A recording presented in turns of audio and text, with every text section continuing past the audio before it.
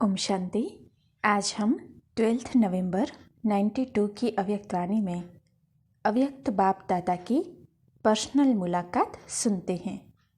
Group number 1, स्वस्थिति को ऐसा शक्तिशाली बनाओ जो परिस्थिति कभी नीचे ऊपर न कर सके। सदा अपने भाग्य के चमकते हुए सितारे को देख रहे हो। भाग्य का सितारा कितना श्रेष्ठ चमक रहा है। सदा अपने भाग्य के गीत गाते रहते हो। क्या गीत है, वाह मेरा श्रेष्ठ भाग्य। यह गीत सदा बजता रहता है। ऑटोमेटिक है या मेहनत करनी पड़ती है? ऑटोमेटिक है ना, क्योंकि भाग्य विधाता बाप अपना बन गया। तो जब भाग्य विधाता के बच्चे बन गए तो इससे बड़ा भाग्य और क्या होगा। बस यही स्मृति सदा रहे कि भाग्य विधाता के बच्चे हैं। दुनिया वाले तो अपने भाग्य का वरदान लेने के लिए यहाँ वहाँ भटकते रहते हैं, और आप सभी को घर बैठे भाग्य का खजाना मिल गया। मेहनत करने से छूट गए ना, तो मेहनत भी नहीं और प्राप्ति भी ज़्यादा। इसको ही भाग्य कहा जाता है, जो बिना मेहनत के प्राप्त हो जाते। एक जन्म में 21 जन्म की प्राप्ति करना, यह कितना श्रेष्ठ हुआ। और प्राप्ति भी अविनाशी और अखंड है, कोई खंडित नहीं कर सकता। माया भी सरेंडर हो जाती है, इसीलिए अखंड रहता है। कोई लड़ाई करके विजय प्राप्त करना चाहे तो कर सकेगा, किसी की ताकत नहीं है। ऐसा अटल अखंड भाग्य पा लिया। स्थिति भी अभी ऐसी अटल बनाओ, कैसे भी परिस्थिति आए, लेकिन अपनी स्थिति को नीचे ऊपर नहीं करो। अविनाशी बाप है, अविनाशी प्राप्तियाँ है, तो स्थिति भी क्या रहनी चाहिए? अविनाशी चाहिए ना। सभी निर्विघ्न हो या थोड़ा थोड़ा विघ्न आता है। विघ्न विनाशक गाए हुए हो ना। कैसा भी विघ्न आए याद रखो, मैं विघ्न विनाशक आत्मा हूँ। यह अपना टाइटल याद रहता है। जब मास्टर सर्वशक्तिवान है तो मास्टर सर्वशक्तिवान के आगे कितना भी बड़ा विघ्न कुछ भी नहीं है। जब कुछ है ही नहीं तो उसका प्रभाव क्या पड़ेगा। अच्छा, ग्रुप नंबर 2, सदा खुश रहने के लिए अनेक मेरे को एक मेरे में परिवर्तन करो। सभी सदा खुश रहते हो। सदा खुश रहने का सहज पुरुषार्थ कौन सा है? तो किसी ने कहा याद। तो बाबा ने कहा याद में भी क्या याद रखना सहज है। मेरापन सहज कर देता है ना। मेरापन होता है तो मेरा सहज याद आता है। तो मेरे के अधिकार से याद करना, यह है सहज विधि। अगर खुशी कम होती है तो उसका कारण ही है कि मेरे के अधिकार से बाप को याद नहीं किया, क्योंकि याद में जो विघ्न डालता है वो है ही मेरापन। मेरा शरीर, मेरा संबंध, यही मेरापन विघ्न डालता है। इसीलिए इस अनेक मेरे मेरे को एक मेरा बाबा में बदल दो। यही सहज विधि है, क्योंकि जीवन में सबसे बड़े से बड़ी प्राप्ति है ही खुशी। अगर खुशी नहीं तो ब्राह्मण जीवन नहीं। ब्राह्मण जीवन का श्वास है खुशी। इसीलिए सदा खुश रहो। बाप मिला अर्थात सब कुछ मिला। खुशी गायब तब होती है जब कोई अप्राप्ति होती है। तो ब्राह्मण अर्थात सब कुछ मिला, प्राप्ति की निशानी है खुशी। खुश रहने वाले भी हो और खुशी बांटने वाले भी। बांटेगा कौन? जिसके पास स्टॉक होगा। अपने लिए तो स्टॉक है, लेकिन दूसरों को बांटने के लिए इतना ही स्टॉक जमा हो। तो सदैव अपना स्टॉक चेक करो कि इतना भरपूर है। ऐसे तो नहीं कि अंदर ही अंदर स्टॉक माया ख़त्म कर ले और आप समझते रहे कि अभी स्टॉक है। जब कोई परिस्थिति आती है तो कहते हैं कि पता नहीं मेरी खुशी कहाँ चली गई। क्यों चली गई? क्योंकि अंदर ही अंदर स्टॉक ख़त्म हो गया। तो सदैव ही अपना स्टॉक चेक करो कि भरपूर है, क्योंकि माया को भी ब्राह्मण आत्माएं प्रिय लगती है। वो भी अपना बनाने का पुरुषार्थ नहीं छोड़ती। इसीलिए हर समय खबरदार होशियार। ग्रुप नंबर 3, ब्रह्मा बाप के संस्कारों को अपना संस्कार बनाना ही फॉलो फादर करना है। सदा अपने को विश्व परिवर्तक अनुभव करते हो। विश्व परिवर्तन करने की विधि क्या है? स्व परिवर्तन से विश्व परिवर्तन। बहुत काल के स्व परिवर्तन के आधार से ही बहुत काल का राज्य अधिकार मिलेगा। स्व परिवर्तन बहुत काल का चाहिए। अगर अंत में स्व परिवर्तन होगा तो विश्व परिवर्तन के निमित्त भी अंत में बनेंगे, फिर राज्य भी अंत में मिलेगा। तो अंत में राज्य लेना है कि शुरू में लेना है? अच्छा, लेना शुरू से है और करना अंत में है। अगर लेना बहुत काल का है तो स्व परिवर्तन भी बहुत काल का चाहिए, क्योंकि संस्कार बनता है ना, तो बहुत काल का संस्कार न चाहते हुए भी अपनी तरफ खींचता है। जैसे अभी भी कहते हो कि मेरा यह पुराना संस्कार है ना, इसीलिए न चाहते भी हो जाता है, तो वह खींचता है ना। तो यह भी बहुत समय का पक्का पुरुषार्थ नहीं होगा, कच्चा होगा। तो कच्चा पुरुषार्थ भी अपनी तरफ खींचेगा और रिजल्ट क्या होगी? फिर पास नहीं हो सकेंगे ना। इसीलिए अभी से स्व परिवर्तन के संस्कार बनाओ, नेचुरल संस्कार बन जाए। जो नेचुरल संस्कार होते हैं उनके लिए मेहनत नहीं करनी पड़ती। स्व परिवर्तन का विशेष संस्कार क्या है? जो ब्रह्मा बाप के संस्कार वो बच्चों के संस्कार। तो ब्रह्मा बाप ने अपना संस्कार क्या बनाया? जो साकार शरीर के अंत में भी याद दिलाया। निराकारी, निर्विकारी, निरहंकारी, ये है ब्रह्मा बाप के अर्थात ब्राह्मणों के संस्कार। तो ये संस्कार नेचुरल हो, निराकार तो हो ही ना, ये तो निजी स्वरूप है ना। और कितने बार निर्विकारी बने हो? अनेक बार बने हो ना।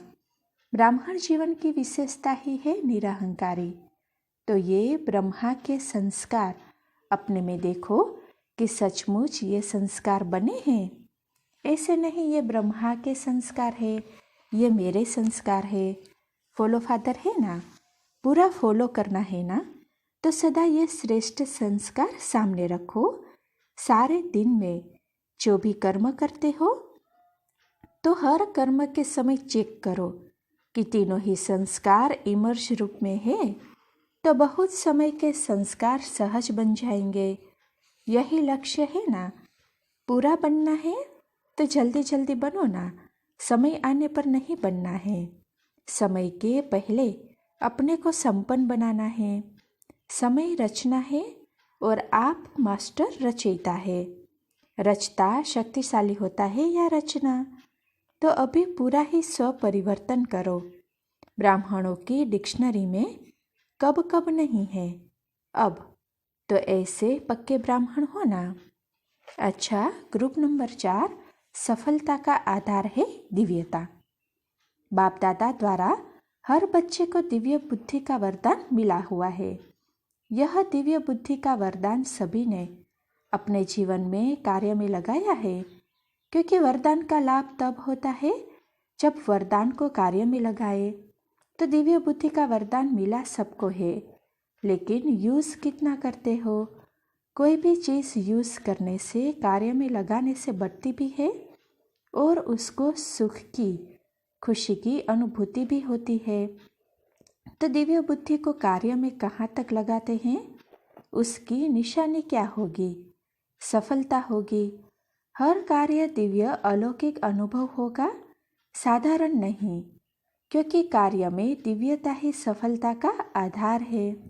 तो दिव्य बुद्धि की निशानी है हर कर्म में दिव्यता। ऐसे अनुभव करते हो या कभी साधारण कर्म भी हो जाते हैं। दिव्य बुद्धि प्राप्त करने वाली आत्माएं सदा अदिव्य को भी दिव्य बना देती है। जैसे गाया जाता है कि पारस अगर लोहे को लगता है तो वह भी पारस बन जाता है। तो दिव्य बुद्धि अर्थात पारस बुद्धि ऐसे बने हो, क्योंकि बुद्धि हर बात को ग्रहण करती है। दिव्य बुद्धि दिव्यता को ही ग्रहण करेगी। ऐसे परिवर्तन कर सकते हो। अदिव्य को दिव्य बना सकते हो या अदिव्यता का प्रभाव पड़ जाएगा। कोई अदिव्य बात हो जाए, अदिव्य कार्य हो जाए, उसका प्रभाव आपके ऊपर पड़ेगा।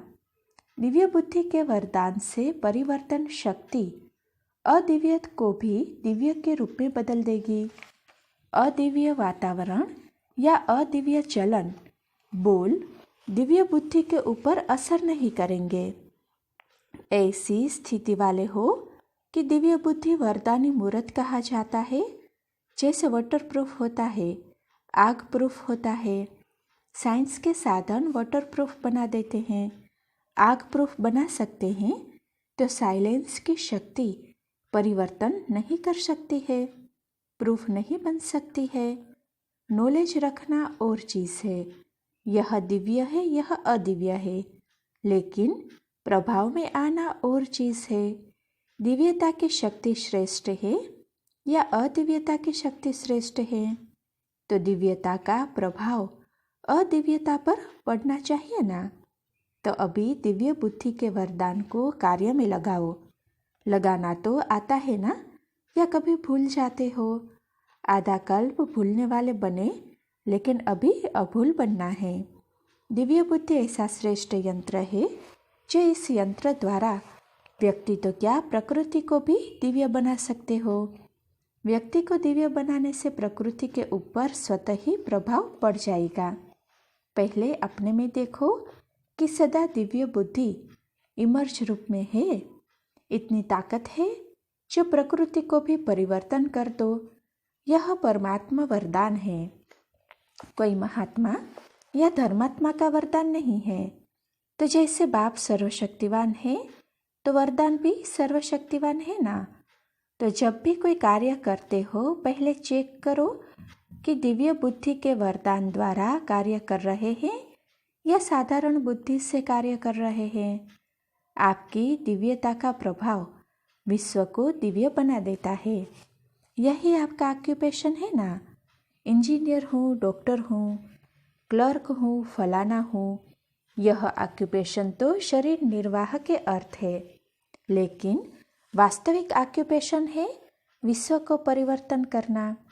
ऐसे समझकर कार्य करते हो। अगर वरदान को कार्य में लगाते हो तो वरदान की प्राप्ति सहज सहज अनुभव कराएगी। वरदान में मेहनत नहीं करनी पड़ेगी। तो यह दिव्य बुद्धि वरदान है। 63 जन्म मेहनत बहुत कर ली, अभी मेहनत नहीं, सहज। ब्राह्मण जीवन में भी अगर मेहनत करनी पड़ती, युद्ध करनी पड़ती, तो मौज कब मनाएंगे? सतयुग में तो पता ही नहीं होगा कि मौज भी मना रहे हैं। वहाँ कॉन्ट्रास्ट नहीं होगा। अभी तो कॉन्ट्रास्ट है, मेहनत क्या है, मौज क्या है। तो मौज अभी है, सतयुग में कॉमन बात होगी। अच्छा, ग्रुप नंबर 5, परिवर्तन शक्ति द्वारा व्यर्थ को समर्थ बनाना ही होली हंस बनना है। सदा अपने को होली हंस समझते हो। होली हंस का कर्तव्य क्या है? व्यर्थ और समर्थ को परखना। वो तो कंकड़ और रत्न को अलग करता, लेकिन आप होली हंस समर्थ को धारण करते हो, व्यर्थ को समाप्त करते हो। तो समर्थ और व्यर्थ, इसको परखना और परिवर्तन करना, यह है होली हंस का कर्तव्य। सारे दिन में व्यर्थ संकल्प, व्यर्थ बोल, व्यर्थ कर्म और व्यर्थ संबंध संपर्क जो भी होता है, उस व्यर्थ को समाप्त करना, यह है होली हंस। कोई कितना भी व्यर्थ बोले, लेकिन आप व्यर्थ को समर्थ में परिवर्तन कर दो। व्यर्थ को अपनी बुद्धि में स्वीकार नहीं करो। अगर एक भी व्यर्थ संकल्प, व्यर्थ बोल, व्यर्थ कर्म स्वीकार किया तो एक व्यर्थ अनेक व्यर्थ को जन्म देगा। एक व्यर्थ बोल भी स्पर्श हो गया तो वह अनेक व्यर्थ का अनुभव कराएगा, जिसको आप लोग कहते हो फीलिंग आ गई। एक व्यर्थ संकल्प की फीलिंग आई तो वह फीलिंग को बढ़ाएगी। इसीलिए व्यर्थ की पैदाइश बहुत फास्ट होती है। चाहे कर्म हो चाहे क्या भी हो। एक व्यर्थ बोल बोलेंगे तो उससे सिद्ध करने के लिए कितने व्यर्थ बोल बोलने पड़ेंगे। जैसे लोग कहते हैं ना, एक झूठ को सिद्ध करने के लिए कितने झूठ बोलने पड़ते हैं। तो व्यर्थ का खाता समाप्त हो जाए और सदा समर्थ का खाता जमा होता रहे। तो व्यर्थ आपको दे, लेकिन आप परिवर्तन कर समर्थ धारण करो। इतनी तीव्र परिवर्तन शक्ति चाहिए। जैसे आज की साइंस व्यर्थ को कार्य में लगाकर अच्छा बना देती है, कई वेस्ट चीज़ों को बेस्ट में परिवर्तन कर लेते हैं। आपकी रचना इतनी फास्ट परिवर्तन कर सकती है। जैसे देखो, खाद होती है ना, तो खाद बुरी चीज़ है, लेकिन पैदा क्या करती है? खाद गंदी है, लेकिन जब फूल पैदा होता है तो खुशबू वाला होता है या बदबू वाला होता है? तो खाद में परिवर्तन करने की शक्ति है ना। स्वयं कैसे भी है, लेकिन पैदा क्या करती है? फल फूल सब्जियाँ। तो आपकी रचना में कितनी शक्ति है, तो आप में उससे ज़्यादा शक्ति है ना। वो गाली दे और आप उसको फूल बनाकर धारण कर लो। वो गुस्सा करे और आप उसको शांति की शीतल जल दो। यह परिवर्तन शक्ति चाहिए। होली हंस का यही कर्तव्य है। ऐसी जीवन बनी है। या कहेंगे क्या करे, बोला ही खराब ना, किया ही बहुत खराब, बात है ही बहुत खराब। लेकिन खराब को ही तो अच्छा बनाना है, अच्छे को तो अच्छा नहीं बनाना है।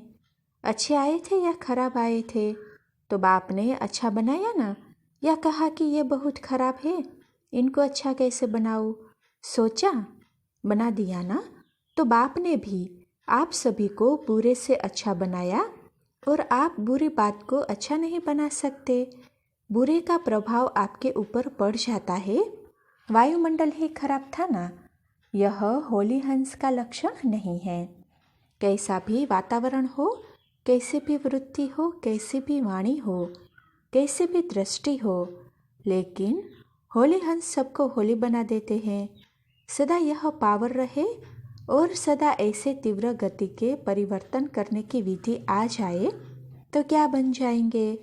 फरिश्ता। फरिश्ता किसी के प्रभाव में नहीं आता, अपना कार्य किया और वो चला।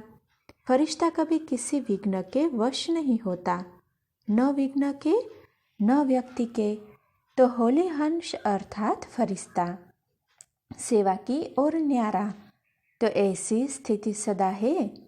ऐसे होली हंस बने हो या बन रहे हो? कब तक बनेंगे? कोई टाइम की हद भी है या नहीं?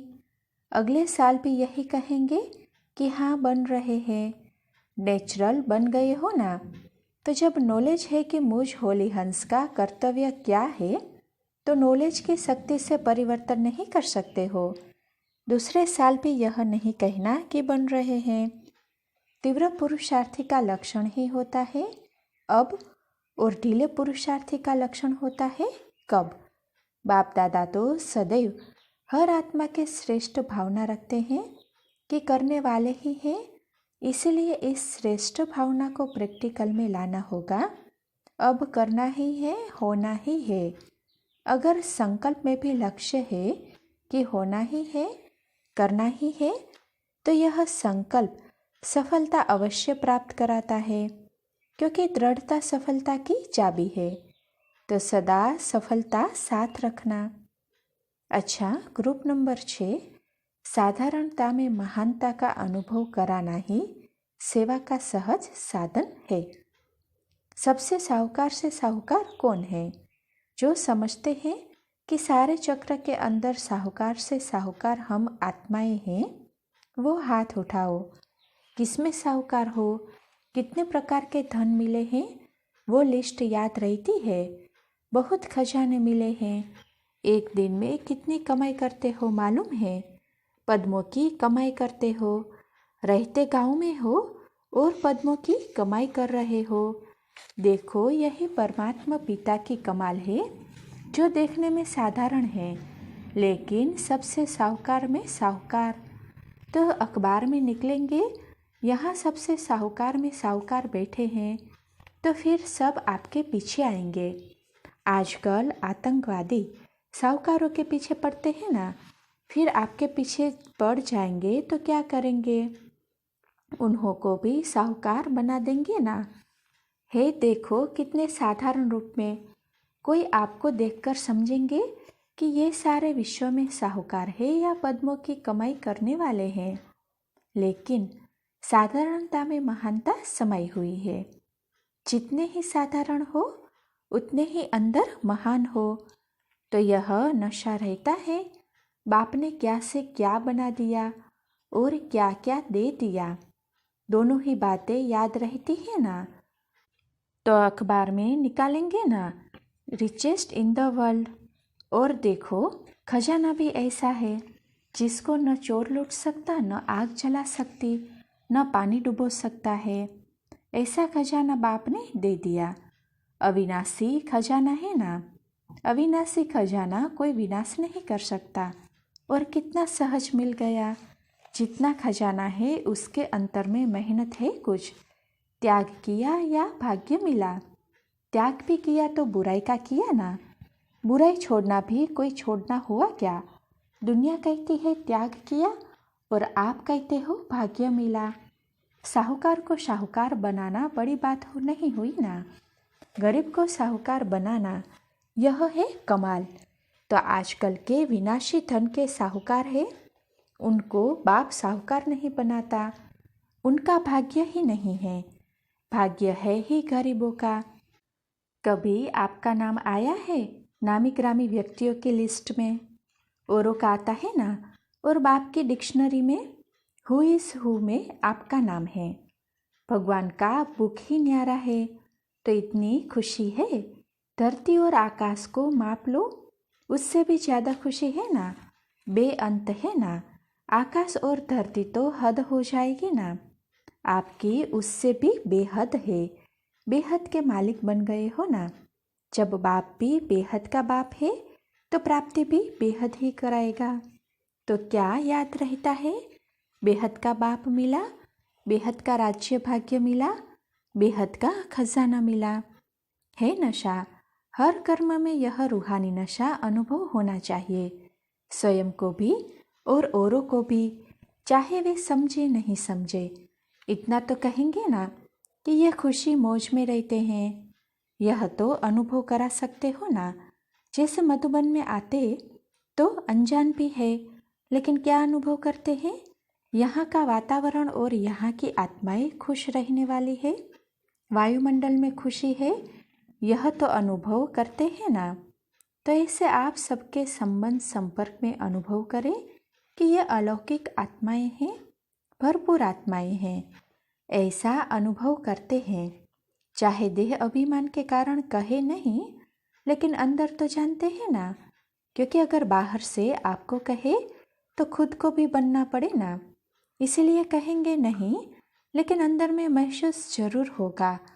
तो ऐसे श्रेष्ठ हो ना। इसीलिए गायन है कि अगर अतीन्द्रिय सुख पूछना हो तो आपसे पूछे, देखो भगवान की पसंदगी क्या है। जिसको कोई पसंद नहीं करते उसको बाप पसंद करते हैं। बाप की नज़र किसके ऊपर गई? आप लोगों के ऊपर। इतने नामी ग्रामी लोगों पर नज़र नहीं गई। कहते हैं ना, तुम्हारी गतमत तुम ही जानो, और कोई नहीं जानता। तो नशा है कि परमात्मा ने हमको पसंद किया है। डबल विदेशी डबल नशे में रहते हैं। भारतवासियों को तो भारत में ही आकर चुना, लेकिन डबल विदेशियों को कहाँ से चुना? इतना दूर से बाप ने हमको चुना, तो डबल नशा है ना। जैसे आत्मा और शरीर साथ साथ है और सदा साथ है, ऐसे यह नशा आत्मा के सदा साथ है। तो ऐसे नशे में रहने वाली श्रेष्ठ से श्रेष्ठ आत्माएं, सदा खुशी में नाचने वाले। कोई प्राप्ति होती है तो खुशी में नाचते हैं। आपको तो हर कदम में प्राप्ति ही प्राप्ति है। इतनी प्राप्ति है जो दिल कहता है कि अप्राप्त नहीं कोई वस्तु परमात्मा खजाने में। इस समय का यही गायन है, ब्राह्मणों के खजाने में सर्व प्राप्तियां हैं। अच्छा, ओम शांति।